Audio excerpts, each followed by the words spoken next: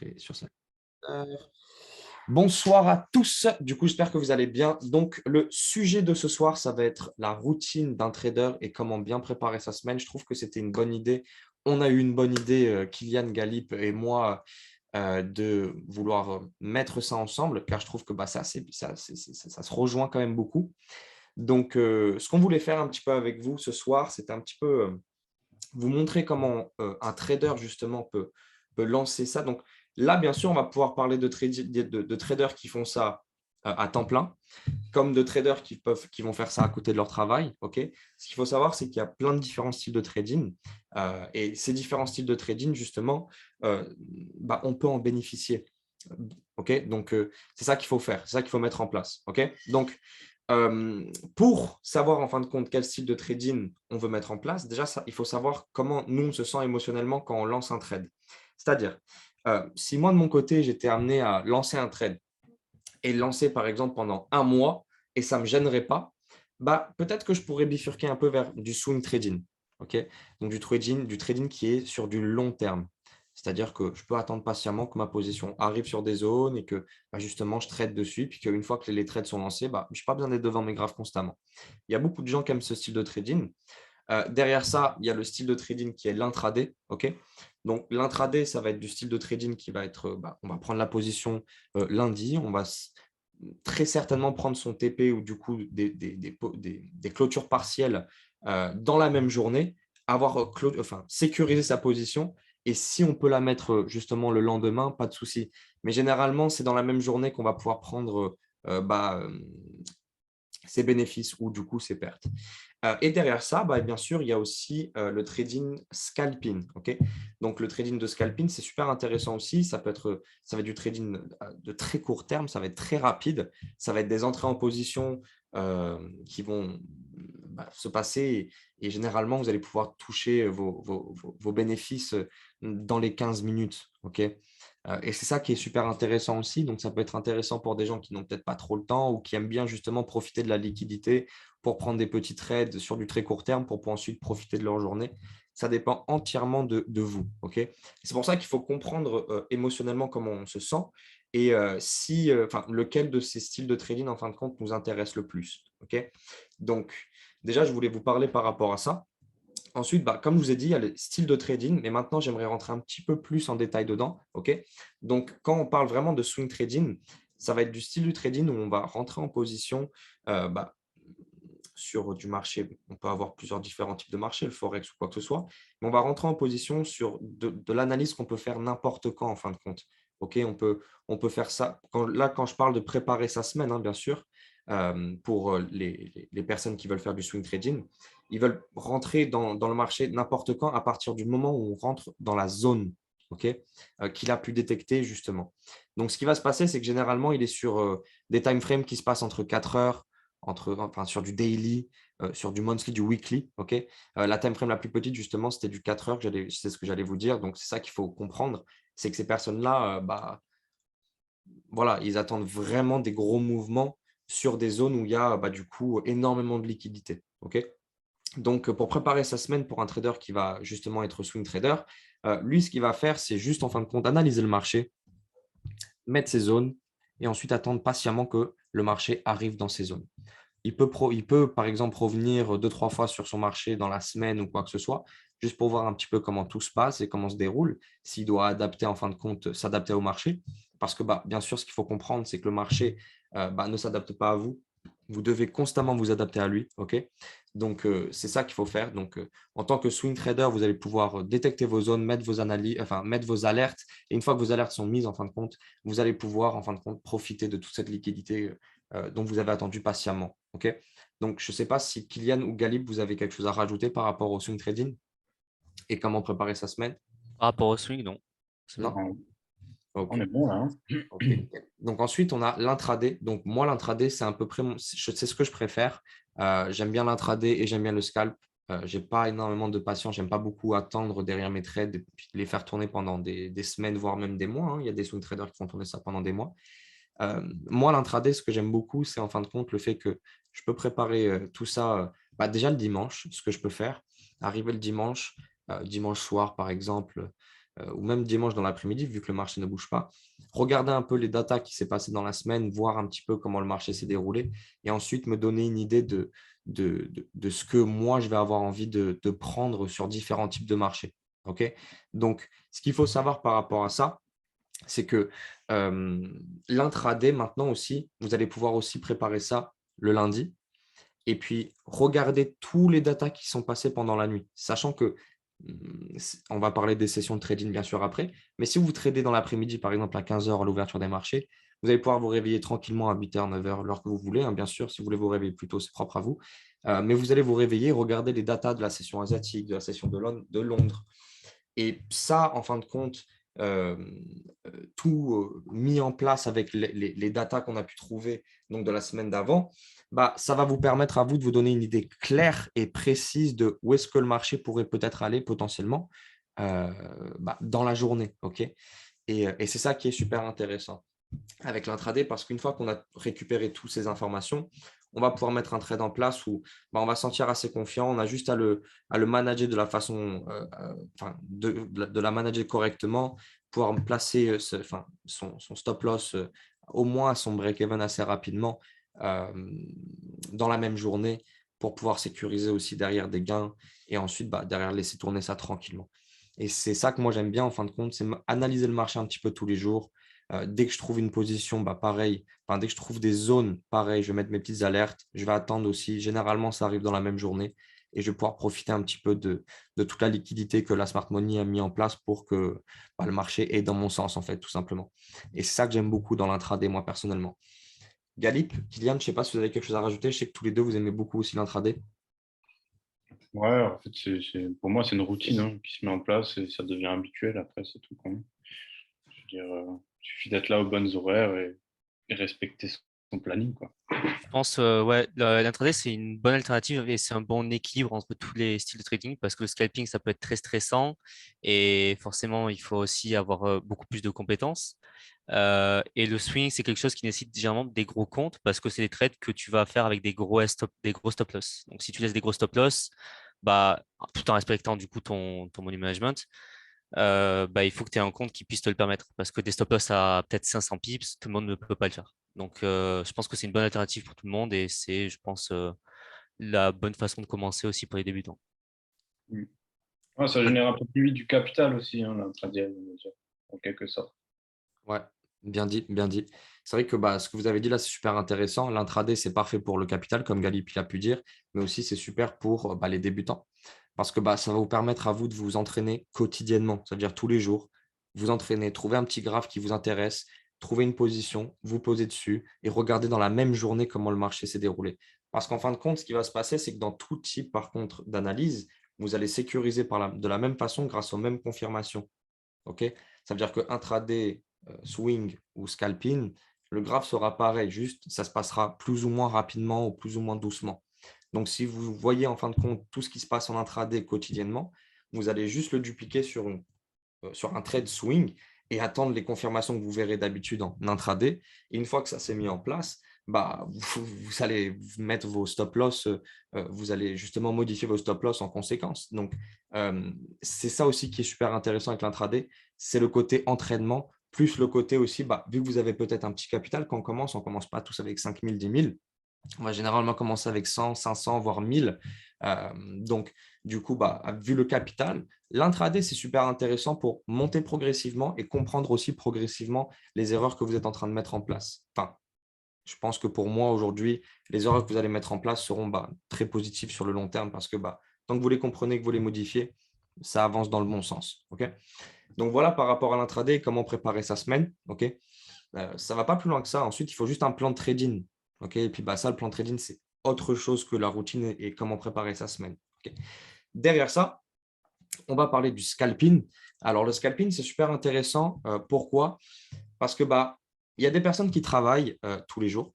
Donc, ils ne vont pas pouvoir peut-être trader de l'intraday ou voir du… D'ailleurs, le swing trading, il pourrait, d'ailleurs, s'il travaillait.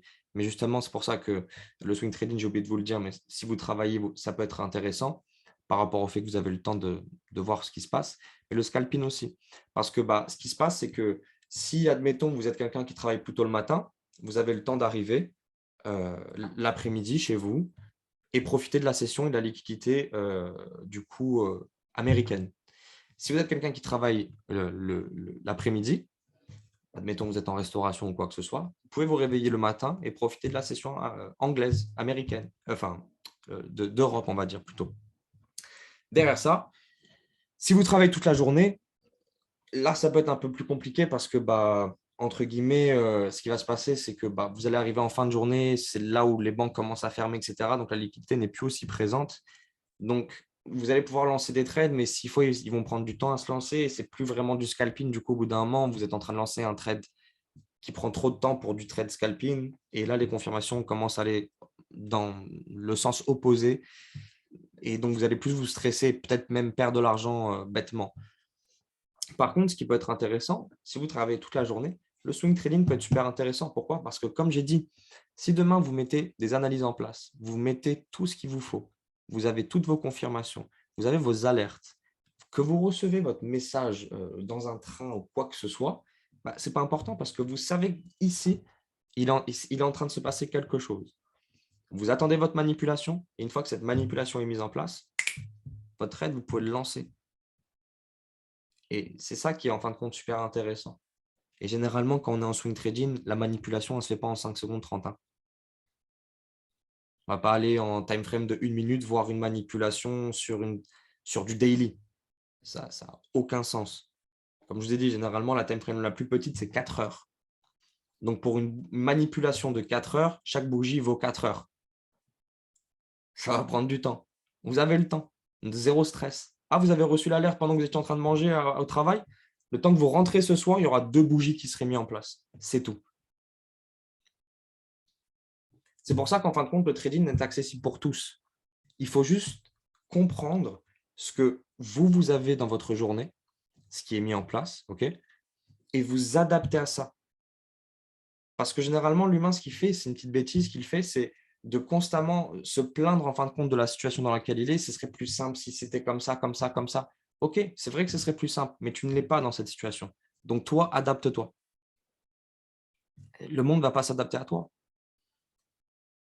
Et là, tu as plusieurs différents styles de trading qui sont mis en place pour que toi, tu puisses t'y adapter, que tu travailles, que tu sois à temps plein, que tu sois qui tu veux. Tu peux être en train de voyager le monde entier. Devine quoi, le temps passe de la même façon et les banques s'ouvrent aux mêmes heures. C'est juste qu'il faut s'adapter au créneau. C'est un boulot incroyable. C'est pour ça qu'il faut comprendre qu'on peut s'adapter à tout dans ce marché-là. Okay, donc là, maintenant qu'on a parlé de préparer la semaine et tout ce qui va avec, maintenant, j'ai vraiment envie de rentrer en détail dans la routine. Alors, avant toute chose, je ne sais pas si Galip ou Kylian, vous avez quelque chose à rajouter sur ce que je viens de dire. Non, pour moi, c'était bon. Moi, Vas-y, Galip. je lève le doigt. Je voulais dire, s'adapter, tu as bien dit s'adapter, et ne vous infligez pas une méthode de trading, une stratégie ou des horaires, parce que le trading, c'est pas là pour ça. Justement, je pense qu'on est tous là pour la même raison, c'est un peu la liberté que ça peut apporter. Donc, allez pas vous infliger une routine trading parce qu'il y a 2, 3 connaissances qui le font. Faites comme vous avez envie de faire, parce que voilà, le trading nous le permet. Donc, faut en profiter. Voilà. C'est vrai, c'est super important de comprendre ça. C'est vraiment important parce qu'on est dans un domaine là où il y a 6 000 milliards de dollars qui sont échangés chaque jour sur le marché. Et prendre ça par du gâteau, ça ne va pas impacter le marché, je vous le dis. Et d'ailleurs, si vous avez compris le principe d'acheter et de vendre, pour acheter, il faut qu'il y ait un vendeur. Pour un vendeur, il faut un acheteur. Dans tous les cas, tout va bien.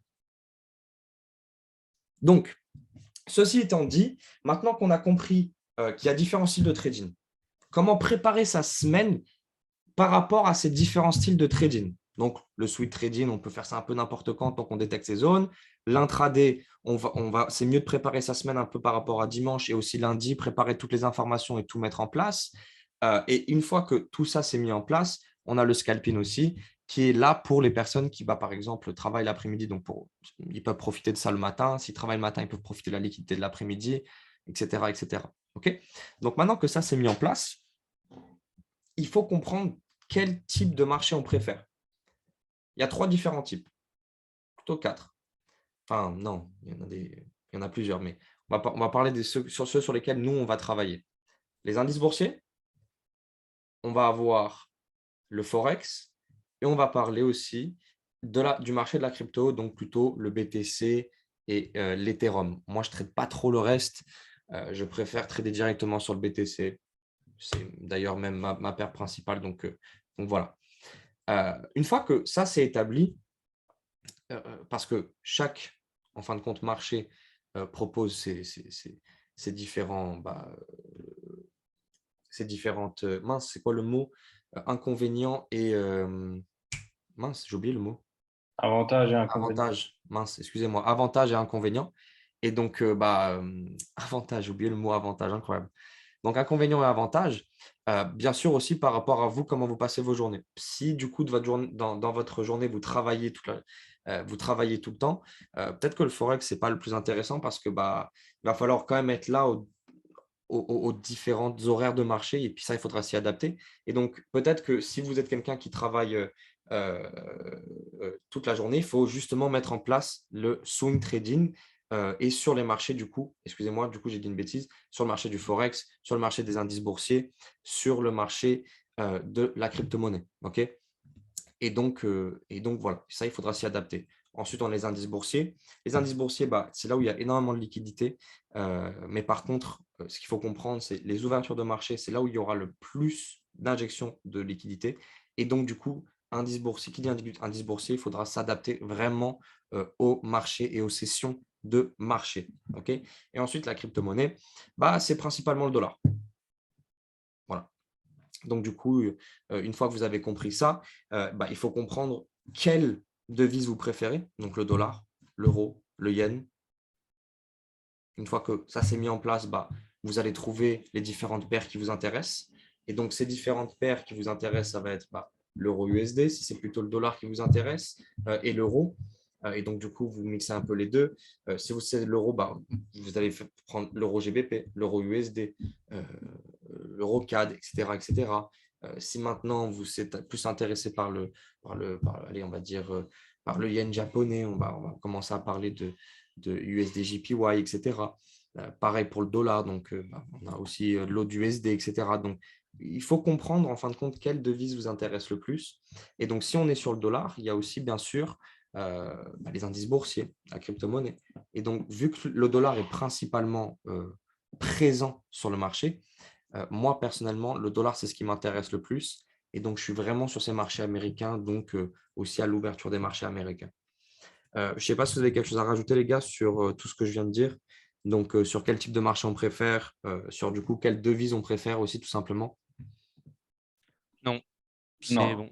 Là tu as cité les paires que vous le sachiez tous, que nous, on préfère trader nous, personnellement, donc les indices. Et on essaie de se spécialiser au maximum dessus. Donc, on s'occupe vraiment que de ça. Nous, on a fait notre choix, donc après, libre à chacun, bien sûr. C'est ça, c'est vraiment en fonction de la liquidité et des mouvements, quoi. Si vous êtes plutôt patient, on va dire que les paires asiatiques seront intéressantes, mais c'est des paires qui n'ont pas beaucoup de liquidité, donc les mouvements sont très faibles aussi, comparé à des paires avec du dollar ou de l'euro. Donc ça, c'est vraiment question de choix aussi, de psychologie. Exactement. Donc, merci, les gars. Ce qu'il faut comprendre, c'est que voilà, le dollar est vraiment présent sur ce marché. Et puis, on le voit de toute façon à l'ouverture des marchés américains. Et pourquoi nous, on a préféré les indices boursiers? On a à peu près tous le même caractère par rapport à notre style de trading. On aime beaucoup la liquidité. Et du coup aussi, c'est un des marchés les plus faciles pour nous de s'y adapter parce qu'on est à temps plein. Donc, de notre côté, on peut tout simplement se connecter à partir de l'ouverture des marchés américains qui est à 13 heures. Et donc, du coup, profiter de toute cette liquidité. Donc, limite, je pourrais me réveiller à midi, ça ne changerait rien à ma vie. Moi, par contre, je suis un lève-tôt. Galip aussi, Kian aussi. Donc, du coup, on travaille déjà très tôt dès le matin pour pouvoir aussi tout simplement vous accompagner. OK? Et ensuite, du coup, il faut établir ces heures d'analyse. OK? Comme je viens de vous expliquer, nous, de notre côté, on commence à analyser le marché à peu près vers midi et demi, 13 heures. Même moi, de mon côté, j'aime bien regarder un peu le marché de Londres, comment il se passe, comment ça se passe sur le marché, pour pouvoir récupérer le maximum d'informations, pour me donner une idée de où est-ce que le marché pourrait potentiellement aller à l'ouverture du marché américain. Ok, donc le stock exchange qui est ça à 15h30. Voilà. Là, ce que je voulais faire, c'était vous partager du coup rapidement. Tac, tac, tac, basique, tac, desktop, partagé. Est-ce que vous voyez mon écran? Ouais, c'est good. C'est good? Ok. Donc ici, comme vous pouvez voir, après, le truc, c'est que vous allez regarder sur Internet, hein, vous allez essayer de trouver horaire, forex, ça change dans tous les sens. Ok. En fait, je vais expliquer, c'est assez simple, c'est parce qu'il y a le fuseau horaire qu'il faut regarder. Il y a les heures d'été ou d'hiver qui changent également. Et après, il y a différents time zones, donc, enfin, de markets. Il y a en Europe, il y a celui du coup Francfort, donc d'Allemagne et de Londres. Des États-Unis, il y a New York et celui de Chicago. Celui d'Australie, il y a du coup Sydney et Melbourne, si je dis pas de bêtises, Ouais. ou je sais plus c'est lequel.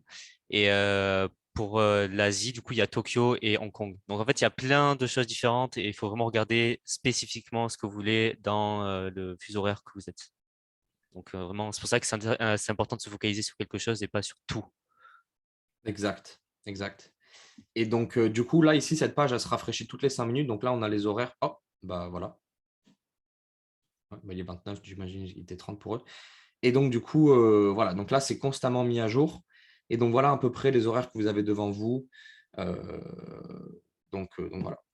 OK. Donc, ce qu'il faut savoir, c'est qu'une fois que vous avez établi les heures, du coup, euh, d'ouverture de marché qui vous intéresse le plus, donc admettons, vous, c'est New York, donc qui est de 2h à 10h, OK, donc de 14h à 22h. Pourquoi se connecter à 8h pour lancer une analyse sur le Nasdaq ou le Dow Jones? Ça n'a pas de sens. Vous comprenez? Vraiment, ça n'a pas de sens. Ce serait comme, par exemple, disons, admettons, 7h du matin, l'heure de fermeture de la session asiatique, et je lance un trade sur l'USD JPY.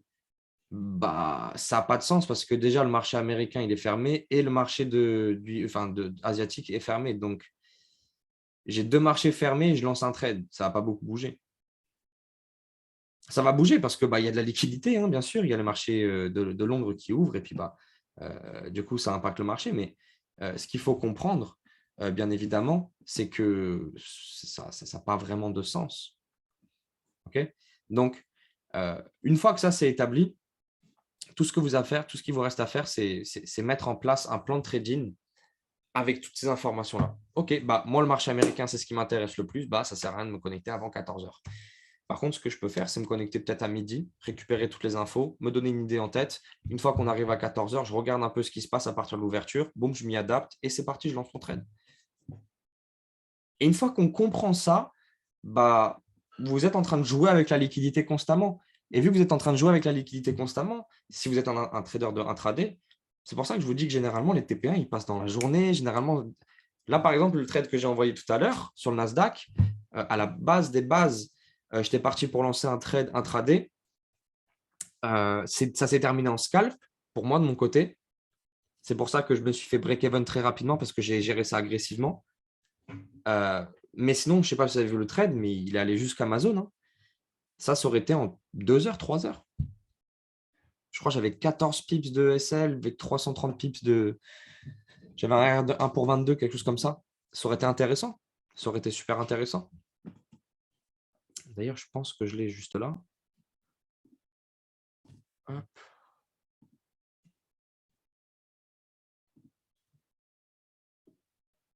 Alors là, il y a eu un gap parce que du coup, lui, il était un peu en retard. Mais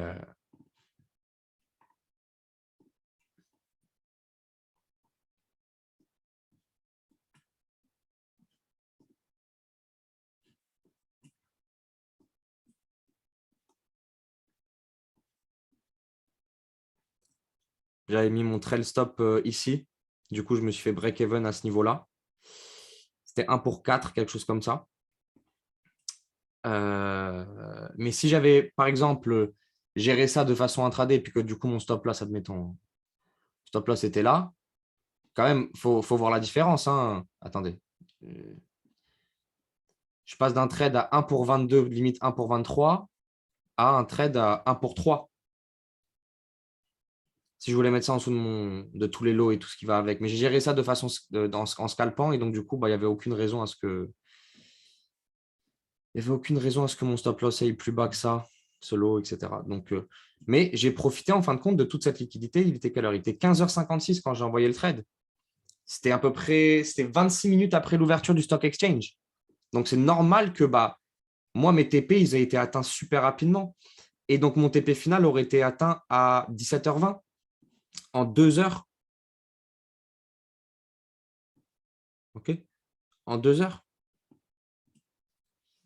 Ça aurait été très, très beau. Moi, je me suis fait trail stop, c'est pas grave, mais c'est quand même super intéressant de comprendre ça parce que, regarde, attends, on va faire un truc.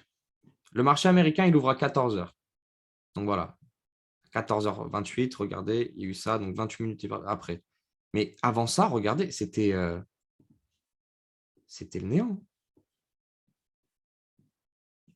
Il ne se passait rien. On est jeudi. Voilà. Hop, le marché américain, il est fermé à partir d'ici. OK? De ici. Voilà. On va faire quelque chose. Voilà.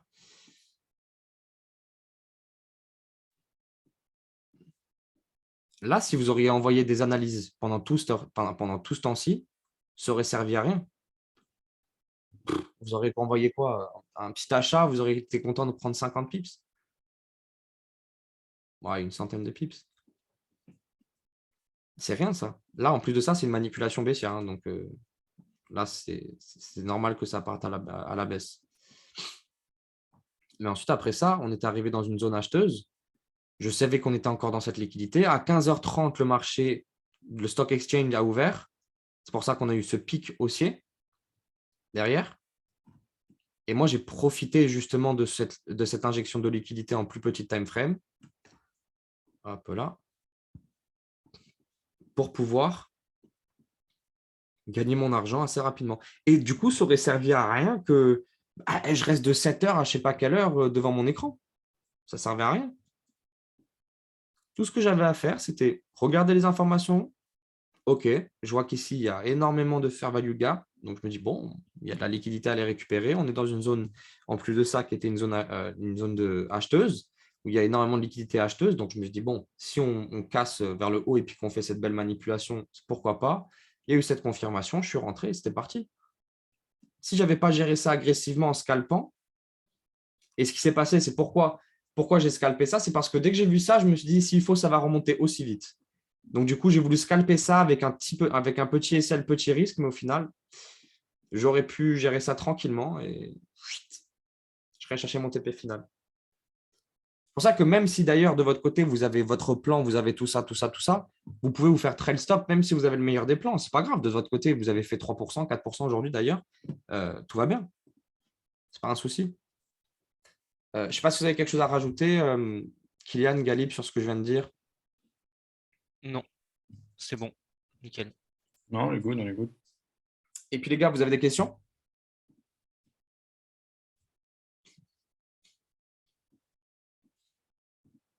Des questions sur ce que je viens de dire, sur est-ce que vous avez quelque chose même que vous aimeriez peut-être même rajouter? Non, c'est good. Ok, c'est bon, c'est bon. D'accord. Donc, j'en profite aussi rapidement pour vous dire que les Discords sont en train d'avancer très rapidement. Les vidéos sont en train de se mettre en place aussi.